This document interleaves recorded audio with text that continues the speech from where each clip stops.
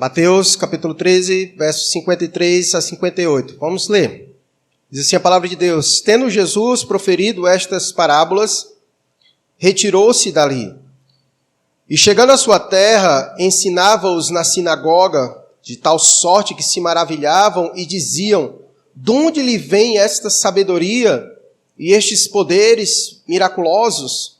Não é este o filho do carpinteiro? Não se chama sua mãe Maria e seus irmãos Tiago, José, Simão e Judas? Não vivem entre nós todas as suas irmãs? De onde lhe vem, pois, tudo isso? E escandalizavam-se nele. Jesus, porém, lhes disse: não há profeta sem honra, senão na sua terra e na sua casa. E não fez ali muitos milagres por causa da incredulidade deles. Vamos orar mais uma vez. Deus bondoso e querido, é com muita alegria que o teu povo se reúne neste lugar, neste domingo, para bendizer o teu nome, para louvar ao Senhor, como convém aos santos, porque não há outro Deus digno de ser adorado e cultuado como o Senhor. Esperamos que o Senhor tenha se alegrado e tenha recebido a adoração do teu povo. Pedimos a Ti, ó Deus, neste momento, que o Senhor nos mantenha atentos, dispostos a ouvir as instruções do Senhor, com o entendimento de que é por meio das Escrituras que o Senhor fala aos nossos corações, governa as nossas vidas, governa a Tua igreja. Deus bendito, não permita com que o maligno, o inimigo das nossas almas e inimigo do Senhor, roube qualquer semente que seja lançada hoje em cada coração aqui. Pedimos ao Senhor também que abençoe os nossos irmãos que porventura nos acompanham de suas casas. Não permita, ó Deus, com que o conforto dos seus lares lhes levem às distrações, mas que eles possam estar atentos para ouvir e receber de Ti as instruções que só a Tua preciosa palavra é poderosa e capaz de nos dar. Nós oramos assim, pedindo ao Senhor essas bênçãos, no nome de Cristo Jesus. Amém. Pois bem, o capítulo 13, o cenário do capítulo 13, começa dizendo que Jesus reuniu aquela multidão. Por onde Jesus passara, Jesus reunia muitas multidões. Aqui Jesus já estava na metade do seu ministério. Todos nós sabemos que Jesus desenvolveu o seu ministério ao longo de 3 anos aqui na terra. E aqui em especial, no capítulo 13 de Mateus, Jesus está na metade do seu ministério. E Jesus continua fazendo aquilo que ele começou desde o início do seu ministério, a ensinar e a pregar. Ensinar e a pregar sobre o reino de Deus. E Jesus continua fazendo isso, saindo de cidade em cidade, fazendo isso, ensinando e pregando sobre o reino. E nós vimos que no capítulo 13, Jesus começa a ensinar de um modo diferente, que até o presente momento ainda ele não havia usado esse recurso, que é o recurso das parábolas, bem conhecidos de nós. Só nos evangelhos são registrados mais de 40 parábolas. Tamanha é a ferramenta que Jesus usa para transmitir os seus ensinos. E nós vimos que havia 2 razões principais pelas quais Jesus utilizava-se de parábolas. Uma, para dar entendimento aos discípulos, embora nem sempre eles conseguiam compreender, era necessário muitas vezes eles se achegarem a Jesus e dizer: mestre, nos ensina o que quer dizer esta palavra. E Jesus muitas vezes os ensinava, e até em alguns momentos também Jesus os censurava, dizendo que eles eram tardios em compreender essas verdades. Mateus não apresenta isso, mas Marcos dá esse testemunho dos discípulos.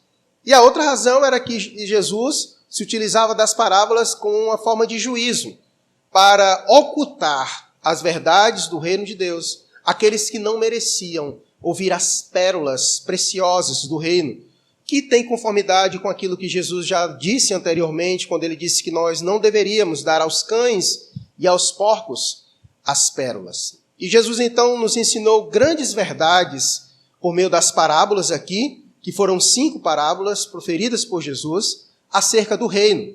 Ele utilizava as parábolas para trazer ensinos do reino. Não que as parábolas fossem em si alguma coisa do reino, mas era semelhante. Todas as parábolas começam com essa frase: portanto, o reino de Deus é semelhante, é semelhante. e ele dá os exemplos. Os exemplos servem para isso, fazer comparações, que na língua portuguesa nós chamamos de símiles, a ideia de comparação, de utilizar exemplos para que os seus ouvintes possam aprender aquela comparação, o que ela quer dizer no reino de Deus. E, portanto, ele encerrou na parábola da rede, e nós falamos sobre a parábola da rede e as coisas novas e velhas. Por isso, o versículo 53 começa com esse aspecto de encerramento. Ele encerrou um bloco daquele momento dos seus ensinos, quando diz, tendo Jesus proferido estas parábolas, todas essas que nós já acabamos de ver aqui ao longo de alguns domingos, dos ensinos que Jesus trouxe. Então o texto diz que após acabar esse momento de ensino das parábolas, ele retirou-se dali de onde ele estava.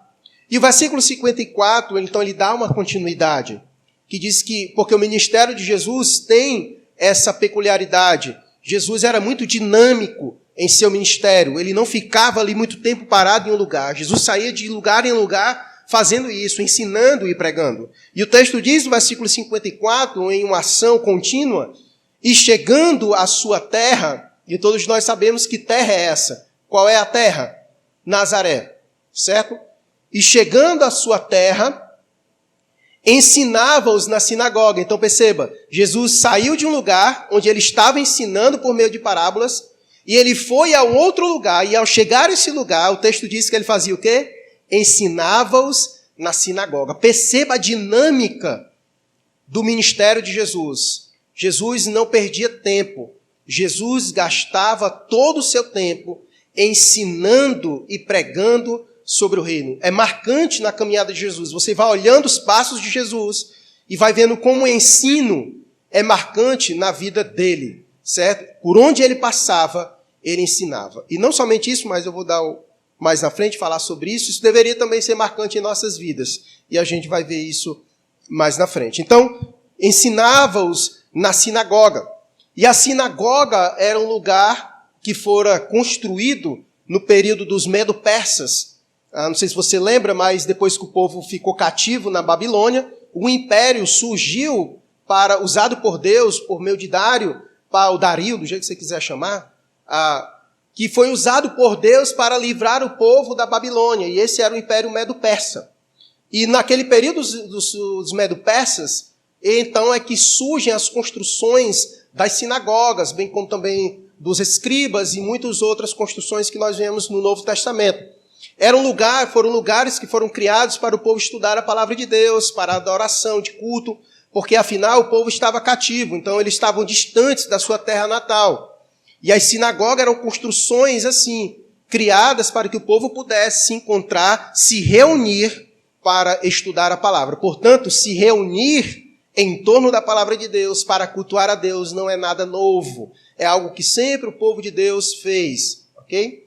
Então, ele chegou à sua terra, e lá ele fazia isso, estava ensinando o povo na sinagoga, de tal sorte que se maravilhavam e diziam, de onde lhe vem esta sabedoria e estes poderes miraculosos? Então, esse é Jesus Cristo, por onde passa, ensina, e os seus ensinos sempre despertam nos seus ouvintes essa admiração. Porque Jesus não ensinava como os líderes religiosos, Jesus ensinava com autoridade, e isso impactava a vida de todos os seus ouvintes, porque ele não era só mais um mestre dentre todos os outros mestres, mas ele era o mestre dos mestres, ele é o Senhor dos senhores. Quando ele fala com autoridade. E por isso que por onde ele passava, Jesus atraía admiradores. Até mesmo os seus inimigos conseguiam perceber a forma de Jesus ensinar. E eu creio que é por isso que os seus inimigos não toleravam Jesus, porque ele ensinava de um modo muito impactante. Então, o texto diz que ele chegou lá e ele ensinou. Essa era a dinâmica. Jesus ia de lugar em lugar, pregando e ensinando sobre o reino. E quando a gente vê no versículo 54, que diz, onde as pessoas ouviram, e diz, de tal sorte que se maravilhavam e dizia, de onde lhe vem esta sabedoria e estes poderes miraculosos? De imediato, não tem como a gente não ligar os textos anteriores, porque aparentemente parece haver um contraste entre o grupo anterior e a esses encontrado em Nazaré, os nazarenos.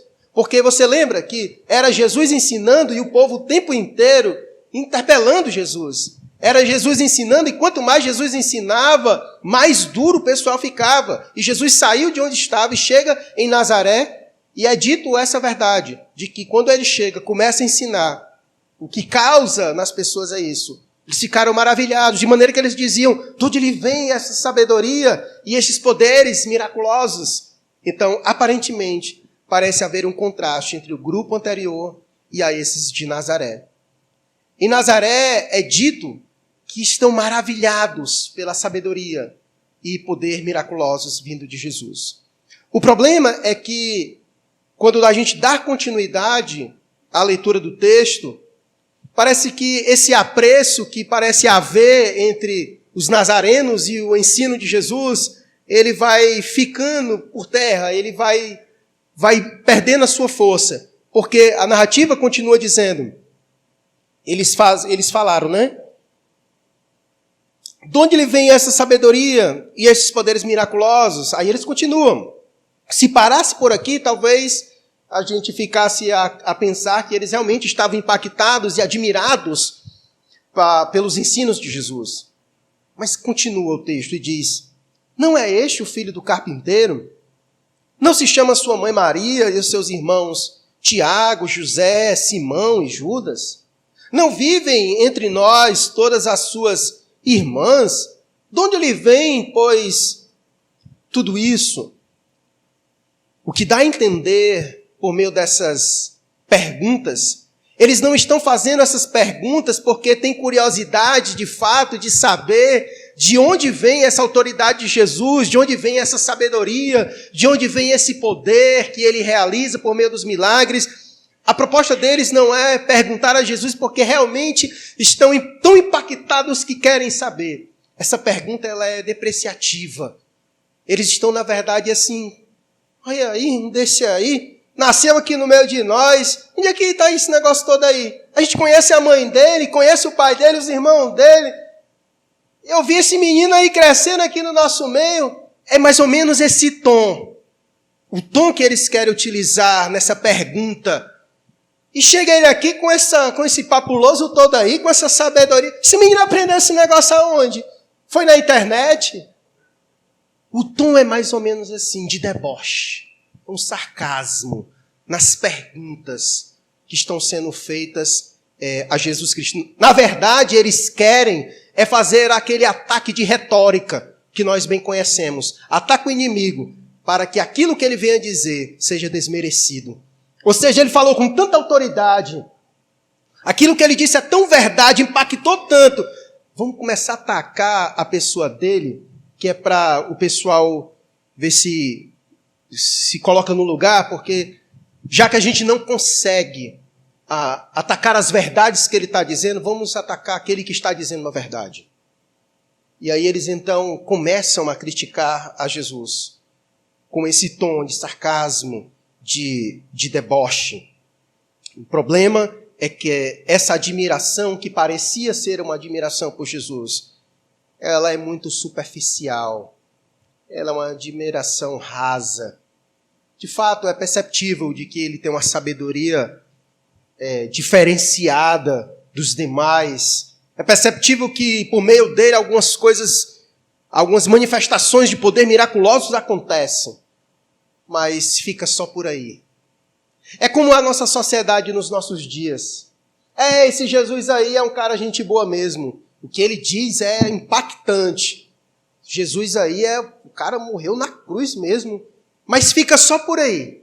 É só aquela admiração superficial. Não é aquele conhecimento capaz de olhar para Cristo e entender de fato quem ele é.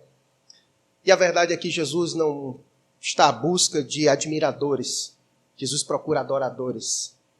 E admiradores e adoradores são completamente diferentes. Embora adoradores sejam admiradores, mas nem todo admirador é um adorador. Então o texto ele nos apresenta essa rejeição mais uma vez. É perceptível que quanto mais Jesus vai caminhando para o Calvário, o nível de rejeição vai aumentando. Porque quando Jesus chega na sua terra, o que se pressupõe é que chegou o moço da nossa terra. Então ele vai ser bem recebido, porque ele estava fora e o pessoal fora não estava curtindo muito ele. Então ele chegou na sua terra, espera-se aquela recepção calorosa. Mas até mesmo em sua terra, Jesus estava sendo rejeitado. E diante das indagações deles, uma coisa fica certa para nós tirarmos algumas reflexões. Diante do que eles disseram, não é este o filho do carpinteiro? Não se chama sua mãe Maria e seus irmãos Tiago, José, Simão e Judas? Não vivem entre nós todas as suas irmãs? Ou seja, essa galera que disse isso era uma galera que conhecia ou não conhecia Jesus? Conhecia. Era gente que tinha muita familiaridade com Jesus. Não era gente estranha. Era gente que conhecia a Jesus. Era gente que tinha sido criado com Jesus. Era gente que conhecia o pai de Jesus, que conhecia a mãe de Jesus, que conhecia a sua família. Então eu quero tirar algumas lições aqui com os irmãos diante disso. Antes de ir para as aplicações, mas deles, do texto. A familiaridade deles com Jesus gerou 4 coisas neles. Eu quero que você perceba. A primeira é o descrédito. Essa aproximação que eles tinham com Jesus, em vez de gerar outra coisa, admiração de fato, verdadeira, de olhar assim, rapaz, nós vimos esse menino e olha o que ele se tornou. Ele, na verdade, estava no meio de nós e nós não vimos. É o Filho de Deus. Eles não conseguiram ter esse impacto. O impacto foi negativo. Em vez de dar crédito, essa aproximação, na verdade, fizeram com que eles olhassem a Jesus com descrédito. Esse menino aí, o filho do carpinteiro, a gente conhece a mãe dele. Como é que ele está com essa autoridade aí, essa sabedoria aí? Essa familiaridade deles com Jesus gerou descrédito. Eles viam Jesus como um simples morador de Nazaré, como qualquer outro filho de carpinteiro. E aqui carpinteiro, nessa cultura, não somente lida com madeiras, mas também com pedras, tá? Então, ou Jesus ou trabalhava com madeira, ou construtor com pedra, ou as duas coisas, tá bom? Então, eles viam Jesus como um simples morador de Nazaré, porque eles olharam para Jesus, essa familiaridade gerou neles um descrédito. E o texto também vai dizer, Jesus vai dizer, no verso 57, e escandalizavam-se nele. Jesus, porém, lhes disse, não há profeta sem honra. Então, eles olharam para Jesus com descrédito. Ou seja, esse é mais um profeta sem honra em nosso meio. É só um menino que nem honra tem. É o filho do carpinteiro que nós conhecemos. É o irmão da fulana. É o irmão do Beltrano. Então, essa familiaridade deles gerou o descrédito. Eles viam Jesus como um simples morador de Nazaré, um profeta sem honra. E coincide muito bem com o texto que a irmã Deide leu para nós aqui, texto de João. João capítulo 1, versículo 11. Lembra? Coloquei para nós, por favor, João 1, versículo 11. Texto bastante conhecido, nosso, clássico.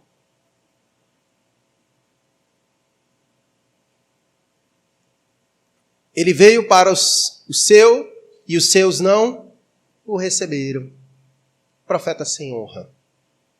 Profeta sem honra. O descrédito. O descrédito. A segunda coisa que a familiaridade deles com Jesus, em vez de ter gerado coisa negativa, primeiro gerou o quê? Descrédito. Segunda coisa que a familiaridade deles gerou neles foi o desrespeito. Porque lembre-se do que eu disse, o tom das perguntas era em tom de deboches, de sarcasmos.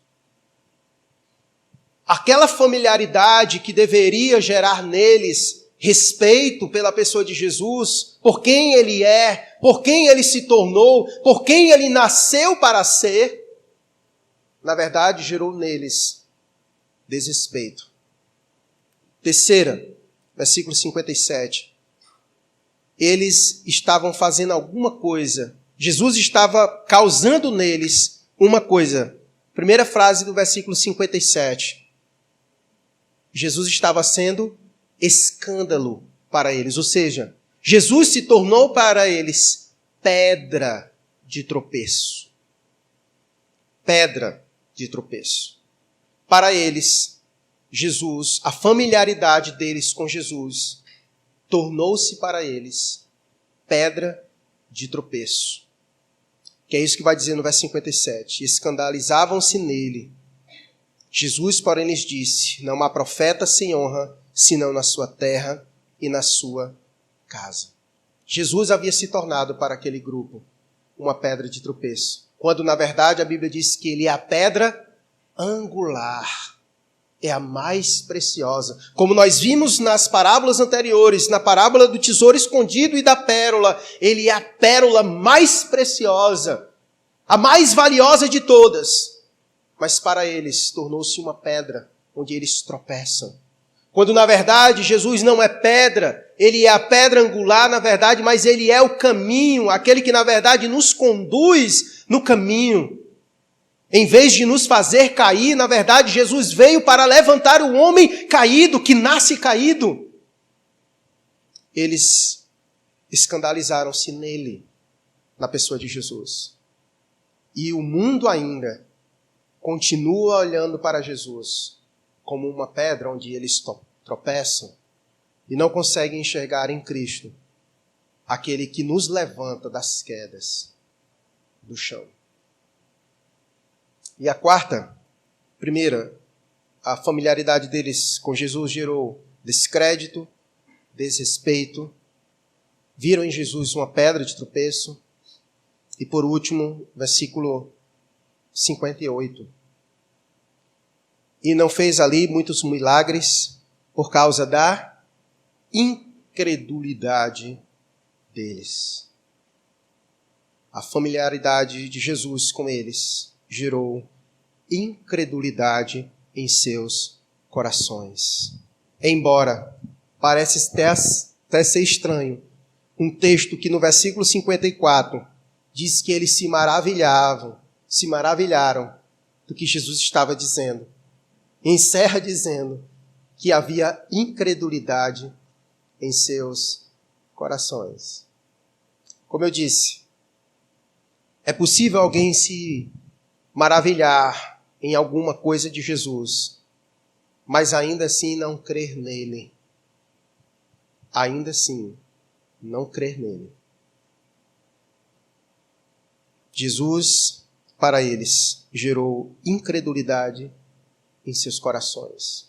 Eles não conseguiam crer que aquele menino, que nasceu de uma forma tão simples, em uma família tão simples, que conviveu naquela comunidade simples, Nazaré, eles não conseguiam olhar para ele e ver que era o Filho de Deus. Seus corações se fecharam pela familiaridade que eles tinham com a pessoa de Jesus. Infelizmente. Algumas aplicações para nós agora, com base no texto. Vamos para a primeira. A primeira aplicação que eu quero tirar para nós é do exemplo de Jesus nos versos 53 e 54, onde é dito que Jesus sai de um lugar para outro e Jesus não perde de vista aquilo que ele foi chamado a fazer, que é ensinar e pregar. Então, a primeira aplicação para nós é que nós somos chamados a pregar e a ensinar.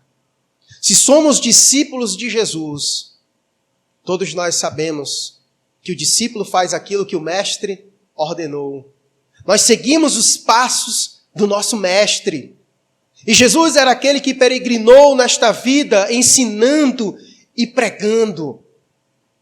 E assim também deve ser marcado a nossa peregrinação marcada por o ensino e pela pregação. Foi isso que Jesus ensinou para nós. Nós veremos isso mais na frente. Quando ele estava para ir assunto aos céus com seu Pai, ele nos deixou aquela ordem bem conhecida. Lembra de Mateus capítulo 28, verso 19 e 20? Coloca para nós aí.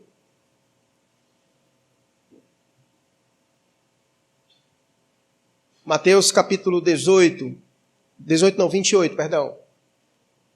19 e 20. Mateus 28, 19 e 20. Deixa o computador preparado, porque eu vou ler outros versículos. Ele disse: Ide, portanto, fazei discípulos de todas as nações, batizando-os em nome do Pai, do Filho e do Espírito Santo. Então você percebe já a ordem de cara. Ide, versículo 20.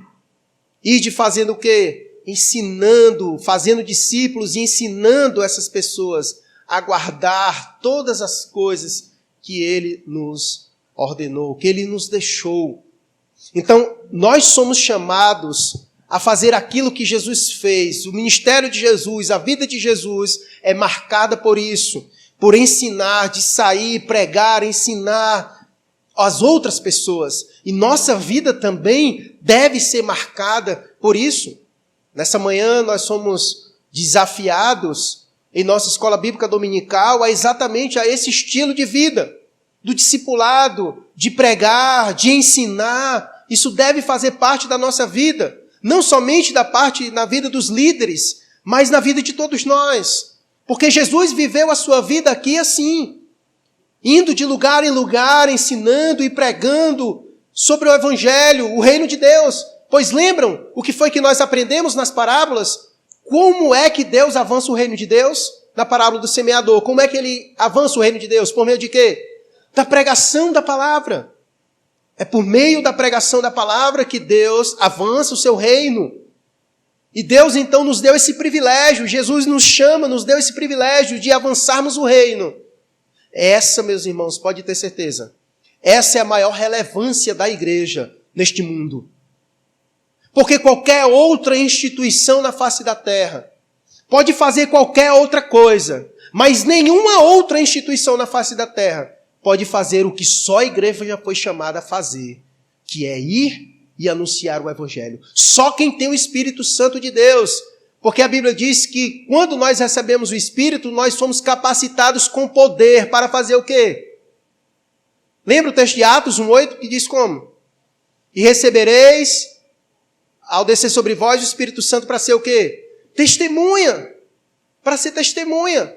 Só o crente pode fazer isso. Só nós podemos fazer isso. Por isso que Jesus não confiou isso a ninguém mais, a não ser a sua igreja. Então nós fomos chamados a ensinar e a pregar. Por isso que a dinâmica do texto é essa, Jesus saindo de um lugar para outro, e não podemos perder isso. Porque alguém pode perguntar, se alguém fosse fazer uma biografia da vida de Jesus, o que ele fazia no seu dia a dia? O que ele se ocupava em fazer? Quando ele saía de um lugar para o outro, ele fazia o quê? Ele ensinava, ele pregava. O grande problema nosso é que nós estamos atarefados demais, ocupados demais para cumprir a missão que Deus confiou a cada um de nós. Nós não temos mais tempo para fazer isso. Nós vivemos num corre-corre dessa vida e passa desapercebida as oportunidades que Deus nos dá. Se nós não tivermos esse espírito, se nosso coração não estiver aquecido para essa realidade, nós lidaremos com pessoas todos os dias, no nosso trabalho, na nossa faculdade, na nossa escola, em qualquer outro lugar, e não perceberemos que temos uma missão e responsabilidade para com essas pessoas, de falar de Jesus para elas, de pregar o reino e de ensiná-las. Meu convite para nós, nesta noite, nessa primeira aplicação, é isso, desafiar a cada um de nós a essa realidade. Como você tem usado o seu tempo para o cumprimento disso? Faz quanto tempo que você não compartilha o Evangelho com uma pessoa? Existe alguém que você esteja ali orando por ela, falando de Jesus para ela, ensinando ela sobre Jesus? Há alguém na sua vida que você está compartilhando isso? Se não há, deveria haver. E nós precisamos com urgência rever a modo com que estamos empregando o nosso tempo. Porque Jesus nos chamou para isso. Faz parte do ministério de Jesus. E como seus discípulos, precisamos também seguir os passos do nosso Mestre. Somos chamados a pregar e a ensinar. Essa é a primeira aplicação. Segunda.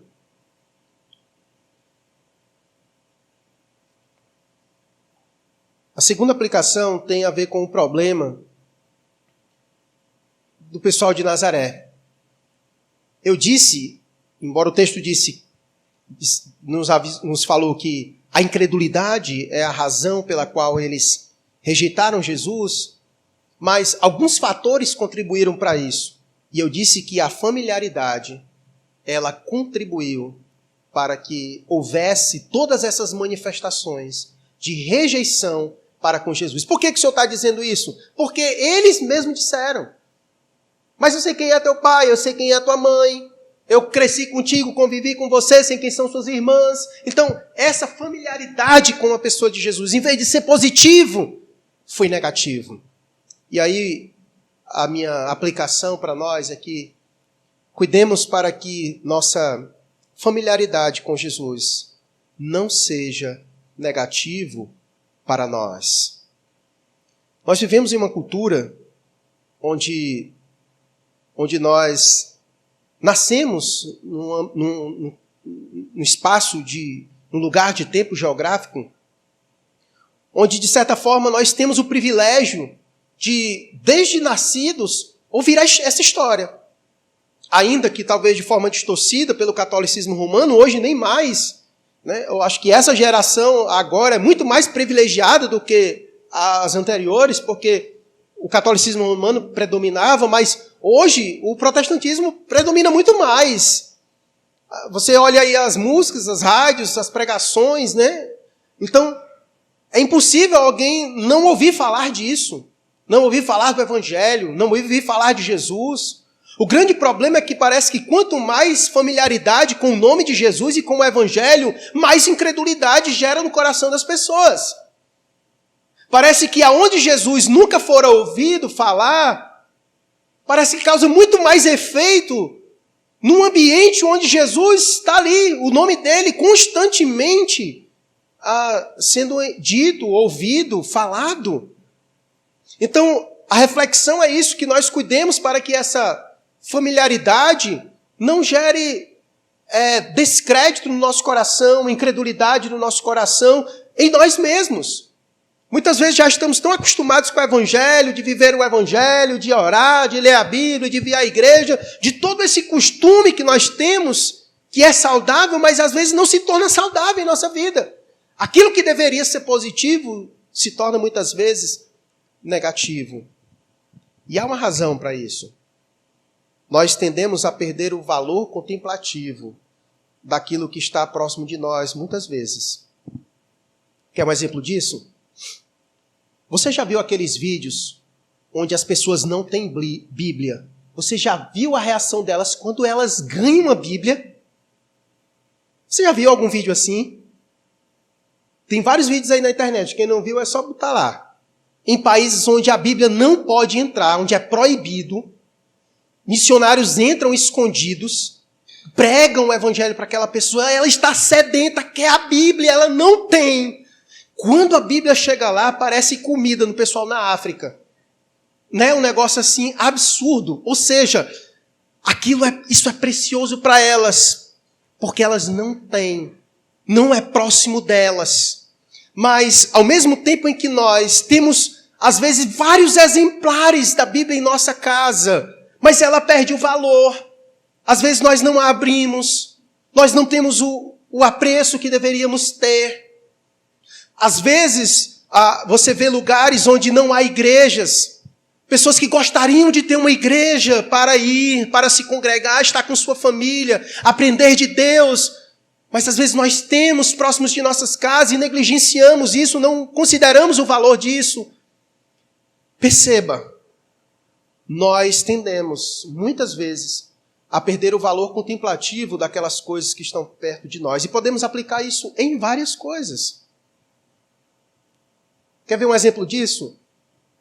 Se você vai morar em um lugar onde tem uma montanha, um espetáculo de paisagem, quando você chega lá a primeira vez, você fica estupefado. Você fica atônico pelaquela beleza. Você fica maravilhado por aquilo. Aquilo impacta a tua vida.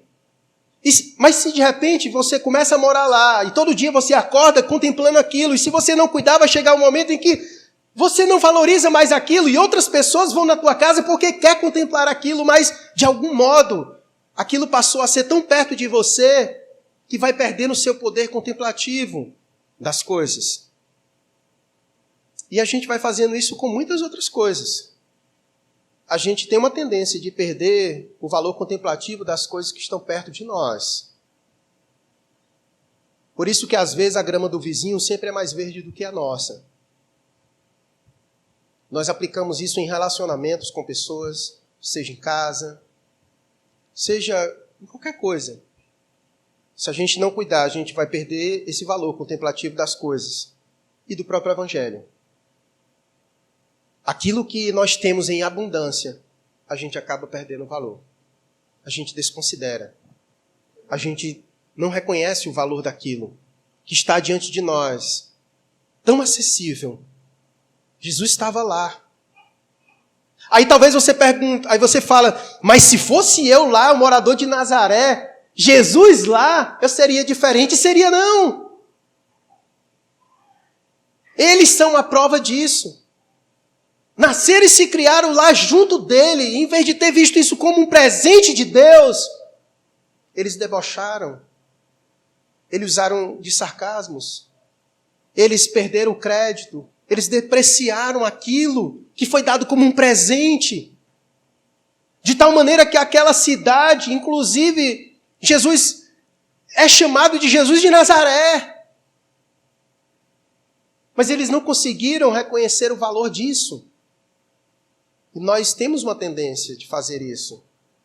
De perder o valor das coisas, o valor contemplativo das coisas que estão próximas de nós.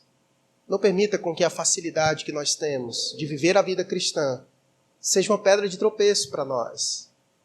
Pelo contrário, que seja oportunidades para a gente se abraçar isso, porque muitos outros gostariam de ter os privilégios que Deus nos deu e não tem. Nazaré teve esse privilégio, mas não reconheceu o privilégio. A você é dado o privilégio. Você nasceu no Ocidente. Você vive em um país onde você pode vir à igreja, onde você pode ter vários exemplares da Bíblia, onde você pode cultuar a Deus, onde você pode... Tantas coisas maravilhosas. E nós perdemos a oportunidade de viver intensamente todas essas coisas. Todas essas coisas.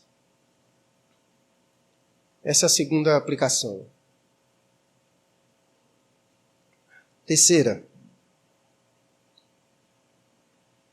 Eu quero focar na parte B do verso 57.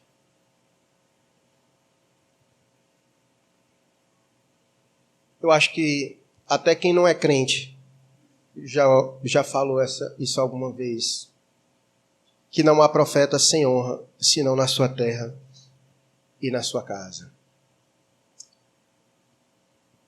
E aqui eu quero trazer essa lição para nós, dizendo a seguinte coisa. Pare de valorizar os de fora de maneira demasiada, em detrimento aos de dentro, aos de perto.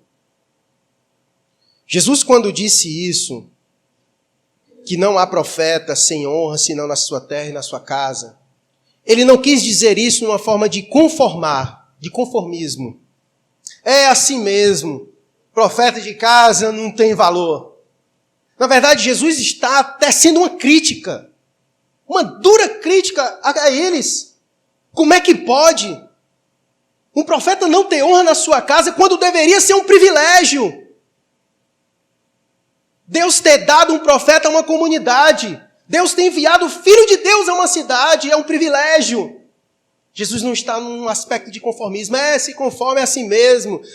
Santo de casa não obra milagre. Profeta da sua terra não tem valor, é sem honra. Ele não está aqui tecendo de uma maneira de se conformar a essa realidade. É isso mesmo. Não. Jesus, na verdade, está fazendo uma crítica. Ele está querendo fazer uma crítica por esta lástima constatação, que é um fato. O profeta, ele não tem honra, senão na sua terra e na sua casa. Ou seja, em outros lugares, ele recebe honra, mas nos de casa, ele não recebe a honra devida. Porque o texto diz isso, não há profeta sem honra, senão na sua terra e na sua casa. Ou seja, em outros lugares ele tem, com exceção de sua casa e da sua terra. Então, a lição para nós é essa. Pare de valorizar somente os de fora de maneira demasiada, em detrimento aos de dentro. Muitas vezes Deus quer usar profetas, e aqui num sentido bom, não no sentido, aqui você entendeu, né? Dos contextos aí meio estranhos à nossa volta. Mas no sentido de que muitas vezes Deus quer usar pessoas próximas a você para abençoar a sua vida. Mas às vezes a gente se fecha para as pessoas que estão próximas de nós, porque parece que só tem valor os de fora. E nós fazemos isso em todos os aspectos de relacionamentos da nossa vida. Fazemos isso nas nossas relações familiares, né? Fazemos isso, inclusive, aqui dentro da igreja, né? Às vezes o pastor passa o ano inteiro dizendo a mesma coisa. O cara vê uma pregação na internet ou uma faixazinha no Stories lá, pronto, mudei a minha vida. Eu nunca ouvi isso. No próximo domingo aqui, com certeza o pessoal vai dizer coisas que ninguém nunca ouviu. Vai ser impactado, só porque vem gente de fora. A gente precisa parar com isso. Eu não quero dizer que a gente não tem que ter apreço pelas pessoas de fora. Mas a gente precisa só ter cuidado, porque às vezes a gente perde a oportunidade de sermos abençoados por aqueles que Deus tem colocado diante de nós, para cuidar de nós, para falar aos nossos corações. E às vezes a gente se fecha. E é muito triste quando isso acontece. É muito triste, por exemplo, quando casais chegam assim, pastor, fala com a minha esposa porque ela não me escuta, só escuta o senhor. Como assim? Tua esposa só escuta a mim? Alguma coisa estranha. Eu não sou marido dela, não. Alguma coisa está estranho isso, nessa relação. Eu sei que há momentos em que outra pessoa tem que intervir, tudo bem. Isso é quando às vezes o casal está com algum problema, alguma coisa dessa natureza, mas isso não pode ser via de regra para as relações. Ele tem dificuldade de me ouvir. Outra pessoa falando, ele escuta bem. Está algum problema. Está algum problema isso, né? Então, a gente precisa parar para refletir sobre isso. Nas relações entre pais e filhos, né? Os filhos nunca querem ouvir os pais, mas escutam outras pessoas. Escutam outras pessoas. E pode ver, os filhos que não escutam os pais sempre se dão bem ou se dão mal? Nem precisa ser profeta, né? Para saber disso. Porque a gente perde a oportunidade de ser abençoado por aqueles que estão próximos a nós. A nós. Pare com essa síndrome de valorizar somente os de fora de maneira demasiada, em detrimento aos de dentro, aos que estão perto, próximos. Principalmente nesse tempo de tantas redes sociais, onde a gente cria ídolos distante de nós. E às vezes se fecha para as pessoas que estão próximas, que são usadas por Deus para guiar os nossos corações. Para guiar os nossos corações, tá bom? Então, cuidado com isso. Cuidado com isso. E essa também é uma verdade, de certa forma, aqui eu acho que é um pouco confortador nesse sentido. Você já viu a história de grandes homens de Deus, de homens e mulheres piedosas, que as pessoas à volta delas, às vezes seus familiares, pessoas próximas a elas, são duras ao Evangelho? Aí às vezes você faz essa pergunta, mas como é que pode? Essa pessoa é uma bênção, essa pessoa é homem de Deus, uma mulher de Deus, pessoas piedosas, mas às vezes as pessoas que estão ali perto delas, seus familiares, parece que são duros contra o Evangelho. É isso. Essa constatação é verídica, é uma lástima. A gente se entristece com isso. Por que a gente não consegue ser bênção para aqueles que estão próximos de nós muitas vezes? Porque eles já têm essa pressuposição. Porque eles não valorizam os homens piedosos e as mulheres piedosas que estão em sua terra. Ora, se Jesus foi rejeitado por Nazaré, meu irmão, imagina nós. Ele que não tinha pecado nenhum, defeito nenhum, era o melhor pregador, era o melhor mestre, era o mais sábio, tinha poder miraculoso, imagine eu, um pecador miserável, nem você. Aí é que vão fechar mesmo o coração. Aí é que vão fechar o coração. Com isso eu não quero dizer que muitas vezes nós não possamos ser pedras. Pela nossa má conduta, pelo nosso mau comportamento, pelos nossos pecados. Muitas vezes somos por isso, mas muitas vezes não. Mas muitas vezes não. Nós aprendemos sobre isso. A família de Jesus foi pronta ou tardia em se converter ao Evangelho? Foram tardios. Foram tardios. Nós mesmos vimos neste instante aqui, onde Jesus estava com seus discípulos e a família dele lá fora achando que ele estava doido. Não foi isso o texto? Era isso. Então, muitas vezes nós iremos sofrer esse descrédito pelo nosso círculo mais próximo. E a resposta para isso é exatamente isso. Que não há profeta sem honra, senão na sua terra e na sua casa. Essa é uma lástima constatação, infelizmente. Mas que nós possamos abrir os nossos olhos quanto a essa realidade. Tá? Última aplicação é o versículo 58.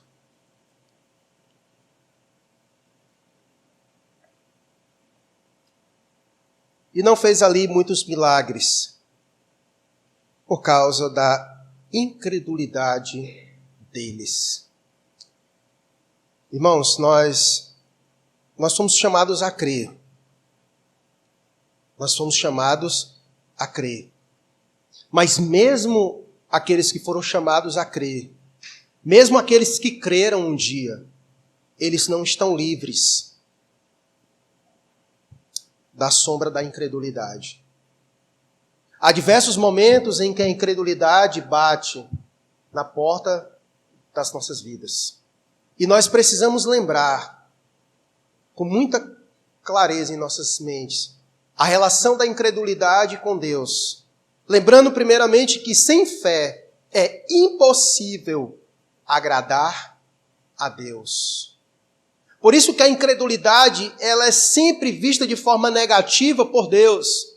Porque o contrário de não crer é crer. E a forma de crer é com fé. E sem ela é impossível agradar a Deus. Portanto, o incrédulo, aquele que não crê em Deus, não consegue agradar a Deus. Não consegue agradar a Deus. E nós precisamos guardar e cuidar do nosso coração, porque nós somos tentados em diversos momentos a não crer. Principalmente quando nós permitimos com que as circunstâncias se agigantem em nossas vidas. Muitas vezes somos tentados a isso. Nós somos provados muitas vezes por Deus e muitas vezes reprovados porque não cremos, porque nos desesperamos, não confiamos em Deus. É como esse povo que se maravilhavam com Jesus, ficavam maravilhados com o poder miraculoso de Jesus, mas era incrédulo. E muitas vezes assim somos nós, somos simpatizantes com Jesus, ficamos maravilhados quando lemos a Bíblia, ficamos maravilhados quando vemos os relatos de poderes miraculosos de Deus, mas quando as circunstâncias chegam em nossa porta, em nossa vida, muitas vezes agimos com incredulidade. Faltamos com fé. Muitas vezes somos reprovados. Quando naquele momento deveríamos exatamente agir com fé. E eu acredito que as circunstâncias, elas fazem exatamente isso. Elas apenas revelam as intenções do nosso coração. Revelam o tamanho da nossa fé. Revelam o tamanho da nossa fé. Revelam se naquele momento nós agimos com incredulidade, se nós cremos ou não. A verdade, meus irmãos, que a forma de nós protegermos o nosso coração da incredulidade é nós confiarmos no Senhor. É nós confiarmos no Senhor. E aqui não é jargão de crente nem de pregador. É de fato. Precisamos aprender a confiar em Deus. Confiar é um passo de fé. Confiar é um passo de fé. E na nossa caminhada, nós seremos provados constantemente a confiarmos em Deus. Todos nós estamos atravessando uma crise terrível. Crise sanitária, crise econômica. São tantas razões para o nosso coração ficar atribulado em meio a tantas coisas. Se nós não encontrarmos o caminho da confiança em Deus, a incredulidade, ela vai se agigantar em nossa vida de tal maneira que nós viveremos tempos sombrios. Porque só há uma coisa que pode tranquilizar o coração do crente, é quando ele descansa em Deus. E é impossível alguém descansar em Deus sem confiar em Deus. Eu descanso em Deus porque eu confio nele. Eu conheço meu Deus. Eu sei quem tenho crido. Eu sei que ele é poderoso. Eu sei do que ele é capaz de fazer. Então eu descanso nele. O meu descanso é proporcional, é medido pelo tamanho da confiança que eu tenho nele.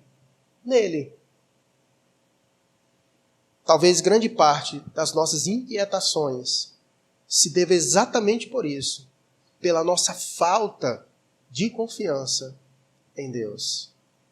E a incredulidade, ela faz isso, ela atormenta a nossa vida. Ela gera uma ruptura na nossa relação com Deus, porque sem fé é impossível agradar a Deus. Por isso Nazaré foi rejeitada. E por isso o texto encerra dessa forma. E não fez ali muitos milagres por causa da incredulidade deles. Não que Jesus precisasse da fé deles para fazer alguma coisa. Porque Jesus não precisa disso. Porque Deus criou todas as coisas quando nenhum homem estava aqui na terra. Deus deixou para criar o homem no último dia só para ele entender isso. Que Deus não precisa dele aqui na terra para estar aplaudindo ele para fazer alguma coisa. Mas aquele povo perdeu a oportunidade de terem sido ricamente abençoados por Deus por causa da incredulidade. E é exatamente isso que eu acredito que aconteça conosco. Perdemos muitas coisas porque não acreditamos, não confiamos. Coloca o texto aí para nós de Hebreus capítulo 11, versículo 6, por favor. E coloca na versão NVT. Hebreus capítulo 11, verso 6, na versão NVT.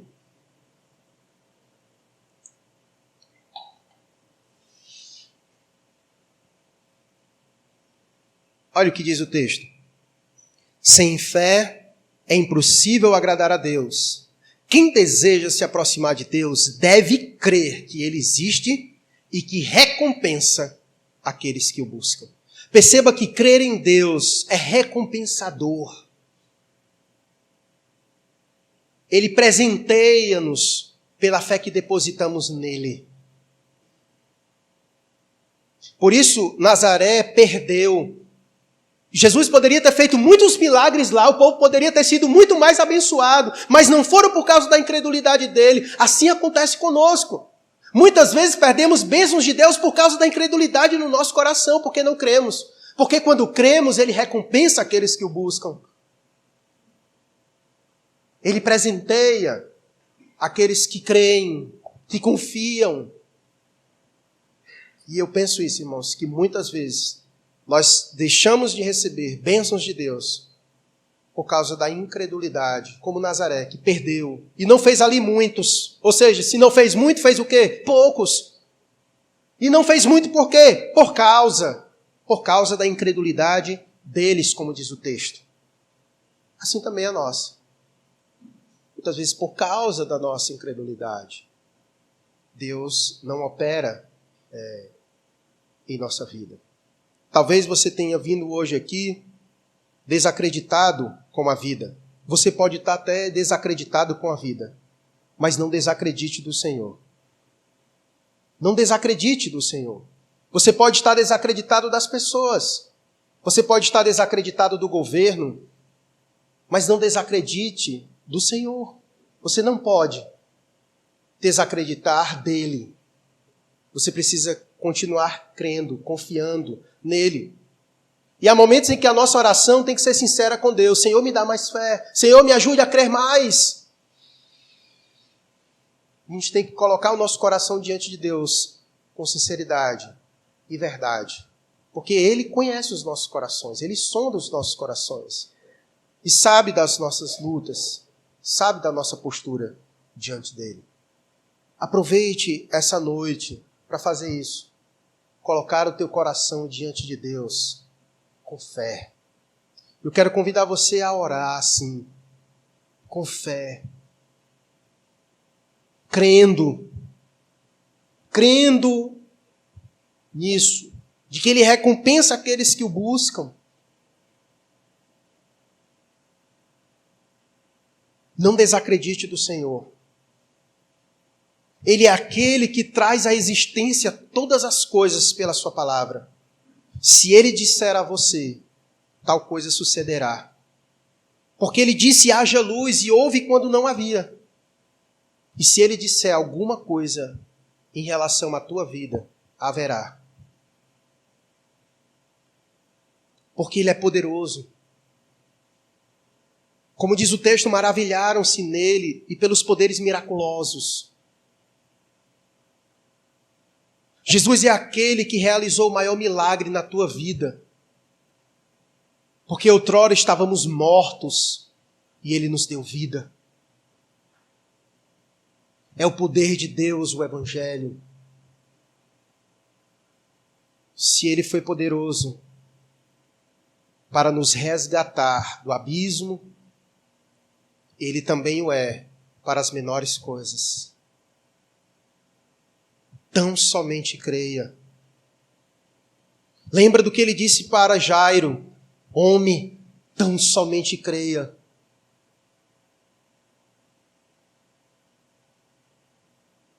Não permita com que as circunstâncias confundam-te. Creia tão somente no Senhor. Entrega o teu caminho ao Senhor. Confia nele, que o mais Ele fará. É isso que diz as Escrituras. Entrega o teu caminho ao Senhor. Confia nele, que o mais Ele fará.